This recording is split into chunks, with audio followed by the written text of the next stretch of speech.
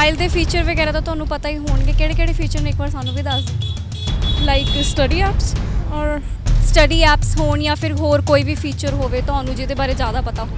And on like social media तो Instagram बहुत famous है अजकल, उत्थों भी आप नॉलेजेबल साइट्स फॉलो कर सकते हैं तो उत्थों नॉलेज ले सकते हैं। एक जीके का क्वेश्चन है, उम्मीद करदा कि तुसीं आंसर ज़रूर दे दोगे।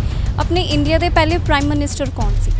पहले प्राइम मिनिस्टर जो एक second actually president and prime ministers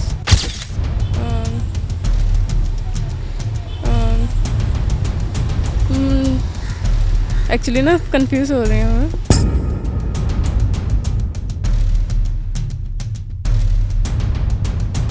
अच्छा, एक जनरल नॉलेज का क्वेश्चन पूछ लेंदे तुहाडे तो, इंडिया के पहले प्राइम मिनिस्टर कौन सी? इंडिया के पहले प्राइम मिनिस्टर प्रणब मुखर्जी थे। प्रणब मुखर्जी थे। एजुकेशन सिस्टम में प्रॉब्लम है, हमें किताबी कीड़ा बनाया जाता है एक तरीके से, हमें जनरल नॉलेज प्रोवाइड ही नहीं की जाती। नौकरियां मिलनगियां, सरकारी नौकरी? कोई गारंटी नहीं, मुझे तो इस तरह से देखते हैं तो नहीं लग रही। मेरी के बेटी बीकॉम वो अब फाइनलिस्ट थी तो उसने बैंकिंग का भी वो ट्रेनिंग ले चुकी है, कंप्यूटर का नॉलेज सारा ले चुकी है। उसने जाके घर में तंग हो के अभी 6-7 हज़ार की कोई क्या लो चपरासी जैसी नौकरी कर रही है। ਜਿਹੜੇ ਸਮਾਰਟਫੋਨਸ ਦੇ ਤਰੀਕਾ ਜਾਂ ਕੋਈ ਉਹਨੂੰ ਯੂਜ਼ਸ ਕਰਨ ਦਾ ਜਾਂ ਸੋ ਮੈਨੀ ਪਿਕਚਰਸ ਹੁੰਦੀਆਂ, ਸੋ ਮੈਨੀ ਅਡਲਟਨੈਂਟਸ ਹੁੰਦੀਆਂ, ਉਹ ਉਹਦੇ ਲਈ ਡੇਂਜਰਸ ਵੀ ਹੈ।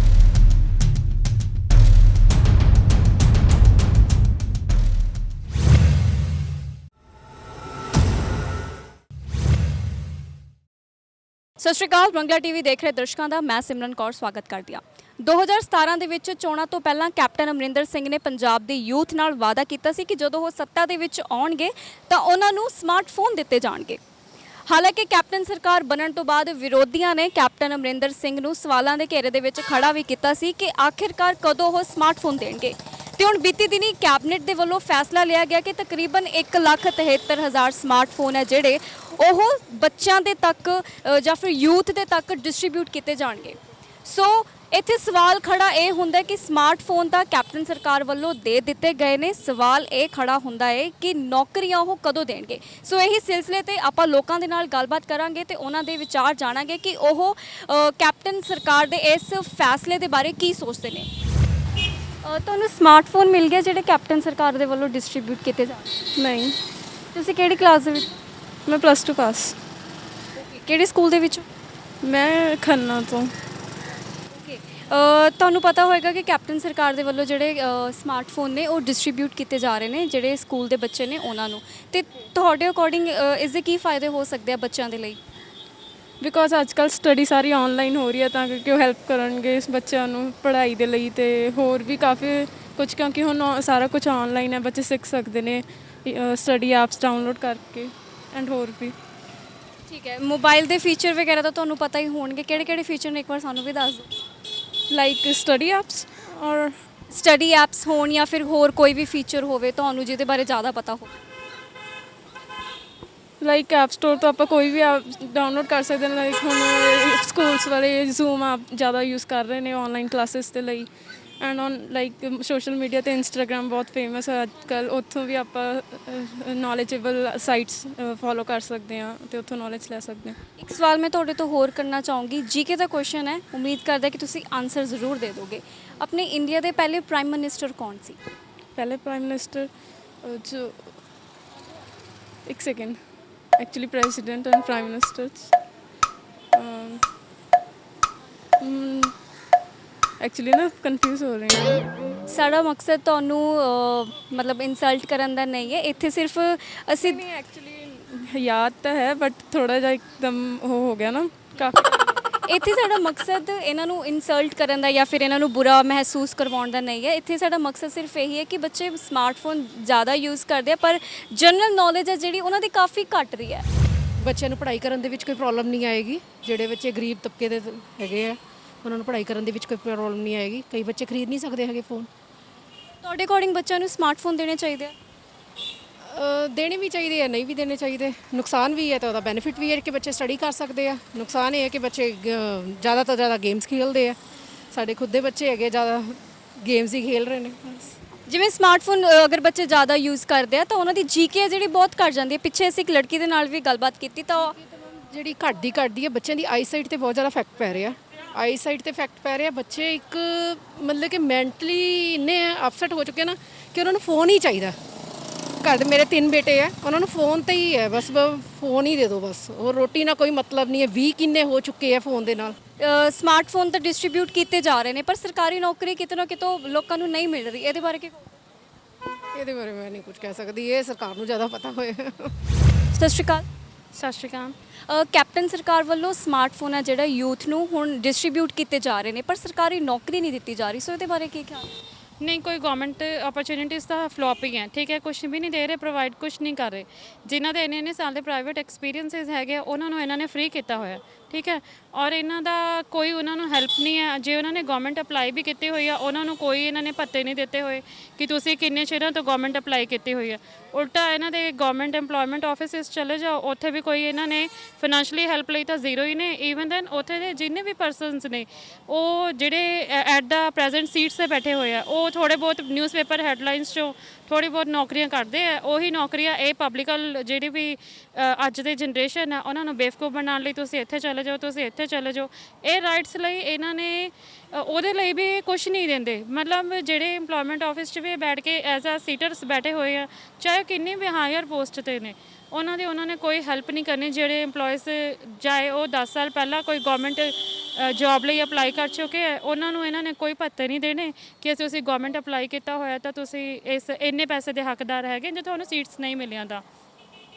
ਐਨੀ ਅਦਰ ਫੋਰਸਿਸ ਵੀ ਇਹਨਾਂ ਨੇ ਪੋਸਟਸ 'ਚ ਥੱਪ ਕੀਤੀਆਂ ਹੋਈਆਂ ਅਤੇ ਇਹਦੀ ਵਜ੍ਹਾ ਨਾਲ ਅੱਜ ਖਰਚੇ ਤੋਂ ਇੱਕ ਇਨਸਾਨ ਬਹੁਤ ਪਰੇਸ਼ਾਨ ਬੈਠਾ। ਅੱਛਾ, ਸਮਾਰਟਫੋਨ ਬੱਚਿਆਂ ਨੂੰ ਡਿਸਟ੍ਰੀਬਿਊਟ ਤਾਂ ਕਰਦੇ ਆ ਹੈ ਨਾ, ਜਦ ਕਿ ਬੇਸ਼ੱਕ ਸਮਾਰਟਫੋਨ ਦੇ ਫਾਇਦੇ ਬਹੁਤ ਨੇ ਪਰ 12ਵੀਂ ਕਲਾਸ ਦੇ ਬੱਚਿਆਂ ਨੂੰ ਆਪਣੇ ਫਾਇਦੇ ਜਾਂ ਨੁਕਸਾਨ ਦੇ ਬਾਰੇ ਨਹੀਂ ਪਤਾ ਹੁੰਦਾ। ਸੋ ਇਹਦੇ ਬਾਰੇ ਤੁਹਾਡਾ ਕੀ? ਨਹੀਂ, 12ਵੀਂ ਕਲਾਸ ਦਾ ਬੱਚਾ ਅੱਜ ਬਹੁਤ ਹਾਇਰ ਸਟੱਡੀਜ਼ 'ਚ ਬੈਠਾ ਹੋਇਆ, ਅੱਜ ਕੋਈ ਛੋਟੀ ਮੋਟੀ ਸਟੱਡੀਜ਼ 'ਚ ਨਹੀਂ ਬੈਠਾ ਹੋਇਆ। ਬਾਕੀ ਉਹਦੇ ਜਿੱਦਾਂ ਵੀ ਉਹਦੇ ਨਾਲ ਆਸ-ਪਾਸ ਦਾ ਉਹਦਾ ਮਾਹੌਲ ਆ ਉਹ ਉਹਨਾਂ ਨੂੰ ਗਾਈਡੈਂਸ ਜਿੱਦਾਂ ਦੀ ਮਿਲਦੀ ਆ ਉਹਦੇ ਅਕੋਰਡਿੰਗ ਉਹ ਚੱਲਦੇ ਪਏ ਆ। ਜਿਸ ਤਰ੍ਹਾਂ ਸਮਾਰਟਫੋਨ ਦੇ ਤੁਹਾਨੂੰ ਪਤਾ ਕਿ ਕਾਫੀ ਸਾਰੀ ਗੇਮਸ ਅੱਜ ਕੱਲ੍ਹ ਬੱਚੇ ਹੈ ਨਾ ਉਹਨਾਂ ਨੂੰ ਆਦਤ ਹੈ ਗੇਮਸ ਖੇਡਣ ਦੀ, ਤਾਂ ਹੁਣ ਕੈਪਟਨ ਸਰਕਾਰ ਦੇ ਵੱਲੋਂ ਸਮਾਰਟਫੋਨ ਡਿਸਟ੍ਰੀਬਿਊਟ ਕਰ ਦਿੱਤੇ ਗਏ ਨੇ। ਹਾਲਾਂਕਿ ਉਹਨਾਂ ਦਾ ਮੋਟਿਵ ਇਹੀ ਹੈ ਕਿ ਜਿਹੜੀ ਆਨਲਾਈਨ ਸਟੱਡੀ ਹੈ ਬੱਚੇ ਕਰ ਸਕਣ, ਪਰ ਤੁਹਾਨੂੰ ਨਹੀਂ ਲੱਗਦਾ ਕਿ ਬੱਚੇ ਸਟੱਡੀ ਕਰਨ ਦੀ ਬਜਾਏ ਗੇਮਸ ਵੱਲ ਜ਼ਿਆਦਾ ਧਿਆਨ ਦੇਣਗੇ? ਹਾਂ, ਸਟੱਡੀ ਦਾ ਜਿਹੜਾ ਪ੍ਰੋਸੀਜਰ ਹੈਗਾ ਅੱਜ ਕੱਲ੍ਹ ਬੇਸ ਸਕੂਲਿੰਗ ਦਾ ਹੋ ਗਿਆ। ਐਕਟੀਵਿਟੀਜ਼ ਮੇਨ ਸਾਰੀ ਐਕਟੀਵਿਟੀਜ਼ ਮੇਨ ਆ ਗਈਆਂ, ਉਹਦੇ ਸਕੂਲਿੰਗ ਵਿੱਚ ਵੀ ਐਕਟੀਵਿਟੀਜ਼ ਹੈ। ਔਰ ਜਿਹੜਾ ਬੇਸ ਹੈ ਗੇਮਸ 'ਤੇ ਇਹ ਅੱਜ ਕੱਲ੍ਹ ਦੇ ਜਿਹੜੇ ਟੀਚਿੰਗ ਸਟਾਫ ਹੈ ਜਾਂ ਕੁਛ ਵੀ ਹੈ ਸਭ ਜਿੰਨੀਆਂ ਵੀ ਐਕਟੀਵਿਟੀਜ਼ ਗੇਮਸ ਜਾਂ ਸਮਾਰਟਫੋਨਸ 'ਤੇ ਚੱਲ ਰਹੀਆਂ, ਸਟੂਡੈਂਟਸ ਜਿਹੜੇ ਅੱਜ ਕੱਲ੍ਹ ਦੇ ਬੱਚੇ ਹੈ ਉਹ ਸਭ ਗੇਮਸ ਨਾਲ ਅਟਰੈਕਟਿਡ ਨੇ ਕਿਉਂਕਿ ਅੱਜ ਰਹਿ ਹੀ ਇਹਨਾਂ ਦੇ ਕੋਲ ਗੇਮਸ ਗਿਆ। ਐਨੀ ਅੰਦਰ ਜਿੰਨੇ ਵੀ ਇਹਨਾਂ ਦੇ ਕੋਲ ਕੁਆਲੀਫਿਕੇਸ਼ਨਸ ਹੈਗੀਆਂ ਉਹ ਸੌ ਹੀ ਰਹਿ ਗਿਆ, ਜਿਹਦੇ ਵਿੱਚ ਇਹਨਾਂ ਨੇ ਸਭ ਇਨਕਲੂਡਿਡ ਗੇਮਸ ਔਰ ਐਕਟੀਵਿਟੀਜ਼ ਦੇ ਕਾਫੀ ਜੋ ਪੀਰੀਅਡਸ ਆ ਉਹ ਬਹੁਤ ਇਨਕਲੂਡ ਕਰਕੇ ਬੱਚਿਆਂ ਨੂੰ ਦਿੱਤੇ ਹੋਏ ਆ। ਐਜ਼ ਅ ਪੇਰੈਂਟ ਤੁਸੀਂ ਕੀ ਸੋਚਦੇ ਹੋ ਕਿ ਅਗਰ ਤੁਹਾਡੇ ਬੱਚੇ ਨੂੰ ਸਮਾਰਟਫੋਨ ਦਿੱਤਾ ਜਾ ਰਿਹਾ ਹੈ ਇੰਨੀ ਨਿੱਕੀ ਦੀ ਏਜ ਦੇ ਵਿੱਚ ਹੈ ਨਾ, ਹਾਲਾਂਕਿ ਉਹਨਾਂ ਦਾ ਮੋਟਿਵ ਤਾਂ ਇਹ ਹੈ ਕਿ ਹੈ ਨਾ ਆਨਲਾਈਨ ਸਟੱਡੀ ਹੋਵੇ, ਪਰ ਐਜ਼ ਅ ਪੇਰੈਂਟ ਤੁਸੀਂ ਅਲਾਓ ਕਰੋਗੇ ਆਪਣੇ ਬੱਚਿਆਂ ਨੂੰ ਫੋਨ ਦੇਣਾ? ਨਹੀਂ, ਐਜ਼ ਅ ਪੇਰੈਂਟ ਅਗਰ ਵੈਸੇ ਤਾਂ ਮੈਂ ਪੇਰੈਂਟ ਹੈ ਨਹੀਂ ਕਿਸੇ ਬੱਚੇ ਦੀ, ਆਈ ਐਮ ਅਨਮੈਰਿਡ ਔਰ ਅਗਰ ਮੇਰਾ 14 ਸਾਲ ਦਾ ਵਰਕ ਐਕਸਪੀਰੀਅੰਸ ਵੀ ਟੀਚਿੰਗ ਲਾਈਨ 'ਚ ਹੈ ਤਾਂ ਅਗਰ ਜੇ ਛੋਟੇ ਬੱਚੇ ਨੂੰ ਅਸੀਂ ਦਿੰਦੇ ਹਾਂ ਫੋਨ, ਉਹਦੇ ਕੋਲ ਅਸੀਂ ਬੈਠ ਕੇ ਦੇਖਦੇ ਕਿ ਬੱਚਾ ਕੀ ਐਕਟੀਵਿਟੀਜ਼ ਫੋਨ 'ਤੇ ਯੂਜ਼ ਕਰ ਰਿਹਾ। ਠੀਕ ਹੈ, ਉਹਦੇ ਬਿਹਾਫ 'ਤੇ ਉਹਦੀ ਥਿੰਕਿੰਗ ਔਰ ਉਹਦਾ ਜਿਹੜਾ ਬਿਹੇਵੀਅਰ ਹੈ ਸਮਾਰਟਫੋਨਸ ਦੇ ਨਾਲ ਉਹਦਾ ਚੇਂਜਸ ਵੀ ਹੋਗਾ। ਔਰ ਜਿਹੜਾ ਬੱਚਾ ਛੋਟੇ ਇੱਕ ਪ੍ਰਾਇਮਰੀ ਸੈਕਸ਼ਨ 'ਚ ਹੈ ਜਾਂ ਨਰਸਰੀ ਟੂ ਅਪ ਹੈ ਤਾਂ ਉਹਦੇ ਵਿੱਚ ਉਹਦੇ ਲਈ ਬਹੁਤ ਜ਼ਿਆਦਾ ਡਿਫਿਕਲਟੀਜ਼ ਵੀ ਹੋਣਗੀਆਂ ਕਿਉਂਕਿ ਉਹਨੂੰ ਜਿਹੜੇ ਸਮਾਰਟਫੋਨਸ ਦੇ ਤਰੀਕਾ ਜਾਂ ਕੋਈ ਉਹਨੂੰ ਯੂਜ਼ਸ ਕਰਨ ਦਾ ਜਾਂ ਸੋ ਮੈਨੀ ਪਿਕਚਰਸ ਹੁੰਦੀਆਂ, ਸੋ ਮੈਨੀ ਅਡਲਟਨੈਂਟਸ ਹੁੰਦੀਆਂ, ਉਹ ਉਹਦੇ ਲਈ ਡੇਂਜਰਸ ਵੀ ਹੈ। ਜਿਵੇਂ ਤੁਸੀਂ ਹੁਣੇ ਦੱਸਿਆ ਕਿ ਬਿਹੇਵੀਅਰ ਦੇ ਵਿੱਚ ਚੇਂਜ ਆਉਂਦਾ ਹੈ ਬੱਚੇ ਦੇ ਸਮਾਰਟਫੋਨ ਦੇ ਨਾਲ, ਕਿਸ ਤਰ੍ਹਾਂ ਦਾ ਚੇਂਜ ਆਉਂਦਾ ਹੈ? ਇਹ ਬਿਹੇਵੀਅਰ ਦੇ ਨਾਲ ਚੇਂਜਸ ਹੁੰਦਾ ਹੈ ਕਿ ਬੱਚਾ ਅਗਰ ਅਡਲਟ ਮੂਵੀਜ਼ ਦੇਖ ਰਿਹਾ, ਨਰਸਰੀ ਟੂ 5th ਦਾ ਬੱਚਾ ਅਡਲਟ ਪਿਕਚਰਸ ਦੇਖ ਰਿਹਾ ਜਾਂ ਕੋਈ ਇਹੋ ਜਿਹਾ ਸੀਨਸ ਦੇਖ ਰਿਹਾ ਜਾਂ ਕੁਛ ਵੀ ਹੈ, ਉਹਦੇ ਨਾਲ ਬੱਚੇ ਦਾ ਮਾਈਂਡ ਸ਼ਾਰਪ ਹੋ ਜਾਂਦਾ, ਉਹਦਾ ਜਿਹੜਾ ਸਟੱਡੀ ਲੈਵਲ ਆ ਉਹ ਵੀਕ ਹੋ ਜਾਏਗਾ। ਉਹ ਨੈਕਸਟ ਟਾਈਮ ਸਟੱਡੀ ਦੀ ਬਜਾਏ ਉਹ ਇਸੇ ਐਕਟੀਵਿਟੀ ਵਿੱਚ ਆਪਣਾ ਟਾਈਮ ਜਿੰਨਾ ਵੀ ਹੋਏਗਾ ਫੋਨ ਵਿੱਚ ਜਾਂ ਐਨੀ ਅਦਰ ਜਿੰਨਾ ਵੀ ਉਹ ਚਾਹੇਗਾ ਉਹਦੇ 'ਚ ਆਪਣਾ ਦਿਮਾਗ ਯੂਜ਼ ਕਰੇਗਾ। ਸਮਾਰਟਫੋਨ ਵੰਡੇ ਜਾ ਰਹੇ ਨੇ ਯੂਥ ਨੂੰ, ਤੇ ਇਹਦੇ ਬਾਰੇ ਤੁਹਾਡਾ ਕੀ ਖਿਆਲ ਹੈ? ਕਿਉਂਕਿ ਨੌਕਰੀਆਂ ਦੇ ਵਿੱਚ ਹਲੇ ਕਾਫੀ ਘੱਟ ਆ ਜਿਹੜਾ ਲੋਕਾਂ ਨੂੰ ਨਹੀਂ ਦਿੱਤੀਆਂ ਜਾ ਰਹੀਆਂ ਸਰਕਾਰੀ ਨੌਕਰੀਆਂ।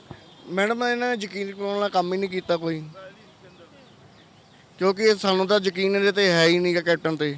ਲੋਕਡਾਊਨ ਦੇ ਵਿੱਚ ਇਹਨੇ ਕੀ ਕੀਤਾ? ਕੁਛ ਵੀ ਨਹੀਂ ਕੀਤਾ ਹੈਗਾ, ਸਾਨੂੰ ਧੋਖਾ ਹੀ ਦਿੱਤਾ,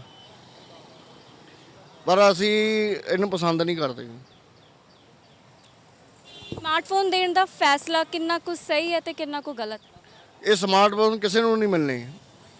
ਸਾਦੇ ਹਾਂ, ਬਾਦਲ ਨੇ ਵੀ ਆਖਿਆ ਸੀ ਲੈਪਟਾਪ ਬਾਰੇ, ਕਿਸੇ ਨੂੰ ਲੈਪਟਾਪ ਮਿਲੇ ਨਹੀਂ ਮਿਲੇ। ਸਰ ਮੈਂ ਤੁਹਾਨੂੰ ਇੱਥੇ ਦੱਸ ਦੇਣਾ ਚਾਹੁੰਦੀ ਹਾਂ ਕਿ ਲੁਧਿਆਣੇ ਦੇ ਵਿੱਚ ਤੇ ਹੋਰ ਕਈ ਜਗ੍ਹਾ ਦੇ ਵਿੱਚ ਜਿਹੜੇ ਸਮਾਰਟਫੋਨ ਹੈ ਉਹ ਵੰਡੇ ਗਏ ਨੇ। ਉਹ ਤਾਂ ਚਲੋ ਬਣਦੇ ਇਹਨਾਂ ਤਾਂ ਬਣਤੇ ਮੰਨੇ ਗੱਲ ਮੰਨਦੇ ਆ।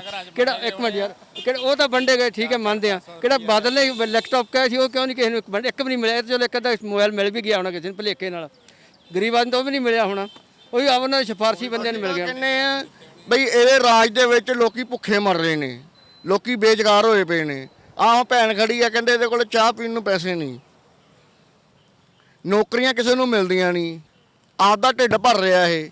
ਲੋਕਡਾਊਨ ਦੇ ਵਿੱਚ ਠੇਕੇ ਬੰਦ ਸੀ, ਕਹਿੰਦਾ ਠੇਕੇ ਖੋਲੋ ਠੇਕੇ ਖੋਲੋ। ਇਹਦੀਆਂ ਆਪਦੀਆਂ ਸ਼ਰਾਬ ਦੀਆਂ ਫੈਕਟਰੀਆਂ ਚੱਲਦੀਆਂ ਪਈਆਂ, ਇਹਨੂੰ ਆਪਦੀ ਆਮਦਨ ਬੰਦ ਹੋ ਗਈ। ਜਿਹੜਾ ਸਰਕਾਰ ਵੱਲੋਂ ਮੋਦੀ ਵੱਲੋਂ ਪੈਸਾ ਆਇਆ 2200 ਕਰੋੜ, ਉਹ ਕਿੱਥੇ ਗਿਆ? ਕਿਸੇ ਗਰੀਬ ਨੂੰ ਨਹੀਂ ਮਿਲਿਆ। ਇਹ ਕਹਿੰਦੇ ਗਰੀਬ ਨੂੰ ਮਿਲੂਗਾ, ਕਿਸੇ ਗਰੀਬ ਨੂੰ ਨਹੀਂ ਮਿਲਿਆ। ਇਹ ਰਾਜਾ ਭੁੱਖਾ, ਅਸੀਂ ਠੋਕ ਕੇ ਕਹਿੰਦੇ ਆ, ਇਹਦੇ ਅੰਨੇ ਬੰਦੇ ਕੁਛ ਨਹੀਂ, ਇਹ ਆਪਦਾ ਢਿੱਡ ਭਰ ਰਿਹਾ। ਬਾਕੀ ਸਾਨੂੰ ਇਹਦੇ ਤੇ ਹੈ ਨਹੀਂ ਉਮੀਦ ਕੋਈ ਵੀ, ਇਹ ਭੁੱਖੀ ਸਰਕਾਰ ਹੈ। ਅੰਕਲ ਜੀ ਤੁਸੀਂ ਇਹ ਕੀ ਕਹਿਣਾ ਚਾਹੋਗੇ? ਕਿਉਂਕਿ ਸਮਾਰਟਫੋਨ ਤਾਂ ਵੰਡੇ ਜਾ ਰਹੇ ਨੇ ਪਰ ਨੌਕਰੀਆਂ ਨਹੀਂ ਵੰਡੀਆਂ ਜਾ ਰਹੀਆਂ, ਨੌਕਰੀਆਂ ਨਹੀਂ ਮਿਲ ਰਹੀਆਂ ਲੋਕਾਂ ਨੂੰ, ਇਹਦੇ ਬਾਰੇ ਤੁਸੀਂ? ਇਹ ਤਾਂ ਜੀ ਉਹਨਾਂ ਦੇ ਸਿਫਾਰਸ਼ੀ ਬੰਦੇ ਦਾ ਕੰਮ ਹੈ, ਸਿਰਫ ਸਿਫਾਰਸ਼ੀ ਬੰਦੇ ਦਾ ਕੰਮ ਹੈ ਜੀ। ਇਹ ਕਿਹੜੇ ਆਮ ਬੰਦੇ ਨੂੰ ਤਾਂ ਮਿਲਣਾ ਨਹੀਂ। ਉਹਨੂੰ ਮਿਲੇਗੀ ਜਿਹਦੀ ਸਿਫਾਰਿਸ਼ ਹੋਊਗੀ, ਜਿਹੜਾ ਇਹਨਾਂ ਨੂੰ ਪੈਸਾ ਚੜਾਊਗਾ, ਹੋਰ ਕਿਸੇ ਨੂੰ ਨੌਕਰੀ ਨਹੀਂ ਮਿਲੂਗੀ। ਰੋਟੀ ਇਹ ਸਮਾਰਟਫੋਨ ਕਿੱਥੋਂ ਵੰਡ ਦੂਗਾ? ਇਹ ਆ ਤਾਂ ਭੁੱਖਾ ਇਹ।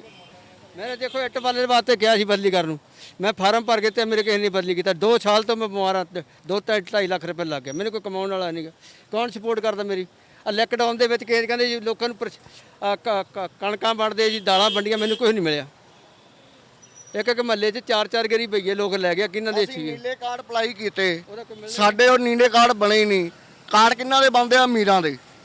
ਮੇਰੇ ਨਹੀਂ ਆਉਂਦੇ ਯਾਰ, ਗਰੀਬ ਦਾ ਕਿਸੇ ਦਾ ਨੀਲਾ ਕਾਰਡ ਨਹੀਂ ਬਣਦਾ, ਕਿਸੇ ਦਾ ਪੀਲਾ ਕਾਰਡ ਨਹੀਂ ਬਣਦਾ। ਗੱਡੀਆਂ ਖੜੀਆਂ ਘਰਾਂ 'ਚ ਅਗਲਿਆਂ ਦੇ। ਹਾਂ, ਜਿਨ੍ਹਾਂ ਦੇ ਘਰ 'ਚ 6-6 ਗੱਡੀਆਂ ਖੜੀਆਂ ਉਹਨਾਂ ਦੇ ਨੀਲੇ ਕਾਰਡ ਬਣਦੇ ਆ, ਉਹਨਾਂ ਨੂੰ ਕਣਕ ਦਿੱਤੀ ਜਾਂਦੀ ਹੈ। ਗਰੀਬ ਕਿਸੇ ਨੂੰ ਕਣਕ ਨਹੀਂ ਦਿੱਤੀ ਜਾਂਦੀ। ਇਹਨਾਂ ਤਾਂ ਲਾਹਨਤ ਵਾਲੀ ਗੱਲ ਹੈ। ਸੋ ਇੱਥੇ ਤੁਸੀਂ ਵੇਖ ਸਕਦੇ ਹੋ ਕਿ ਇੱਥੇ ਕੁਝ ਲੋਕਾਂ ਨਾਲ ਜਿਹੜੀ ਅਸੀਂ ਗੱਲਬਾਤ ਕੀਤੀ ਹੈ ਉਹ ਕੈਪਟਨ ਸਰਕਾਰ ਤੋਂ ਖਫਾ ਦਿਖਾਈ ਦੇ ਰਹੇ ਨੇ, ਕਿਉਂਕਿ ਉਹਨਾਂ ਦਾ ਕਹਿਣਾ ਹੈ ਕਿ ਸਰਕਾਰੀ ਨੌਕਰੀ ਦੀ ਅਸੀਂ ਗੱਲ ਕੀਤੀ ਤਾਂ ਉਹਨਾਂ ਦਾ ਕਹਿਣਾ ਹੈ ਕਿ ਅਗਰ ਕੋਈ ਸਿਫਾਰਿਸ਼ ਲਗਾ ਸਕਦੇ ਤਾਂ ਉਹਨਾਂ ਨੂੰ ਹੀ ਸਰਕਾਰੀ ਨੌਕਰੀ ਮਿਲਦੀ ਹੈ। ਇਸ ਦੇ ਨਾਲ ਹੀ ਹੋਰ ਲੋਕਾਂ ਦੇ ਨਾਲ ਵੀ ਗੱਲਬਾਤ ਕਰਦੇ ਆ ਤੇ ਤੁਹਾਨੂੰ ਉਹਨਾਂ ਦੇ ਵਿਚਾਰ ਵੀ ਸੁਣਾਉਂਦੇ ਆ ਕਿ ਉਹਨਾਂ ਦਾ ਕੀ ਕਹਿਣਾ ਹੈ। ਕੈਪਟਨ ਸਰਕਾਰ ਦੇ ਵੱਲੋਂ ਸਮਾਰਟਫੋਨ ਡਿਸਟ੍ਰੀਬਿਊਟ ਕੀਤੇ ਗਏ ਨੇ, ਤੁਹਾਨੂੰ ਮਿਲ ਗਿਆ? नहीं, ਤੁਸੀਂ ਕਿਹੜੀ ਕਲਾਸ 'ਚੋਂ? मैं अभी +2 पास की मैंने इसी साल। ਤੇ ਤੁਹਾਡੇ ਅਕੋਰਡਿੰਗ ਸਮਾਰਟਫੋਨ ਦੇ ਕੀ ਫਾਇਦੇ ਹੋ ਸਕਦੇ? इससे कुछ नहीं, बच्चों को मतलब पढ़ाई में हेल्प मिलेगी। मतलब जैसे अब ऑनलाइन सिस्टम है तो जो मतलब गरीब है उनसे वो अफोर्ड नहीं कर पाते, इससे अफोर्ड कर लेंगे।